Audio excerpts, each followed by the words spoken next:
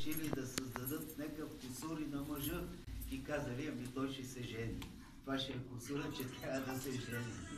И в този ред на мисли е казал поета, нали? Поета е казал, човек е роден, за да се бори. Роба се бори за свобода, а свободния се бори за съвършенство. И от тук вече искам да го преобърна малко, да го кажа на български вече. Значи, бедния иска да бъде богат. Богатия иска да бъде здрав. Здравия иска да се ожени. А жениния иска да се обеси.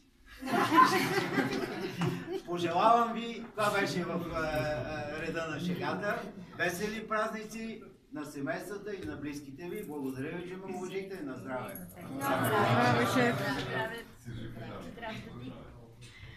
Аз мисля, че Краси става за оратор. Да. И може би ще трябва вече да го взимаме да пишем. Важната година да няма да сме. Той се шират, да няма никога. Как може да му ще да кусур да се жени? Това е кусур да го се да неудобство. Бабе, аз никога не съм искал и никога не съм се женил.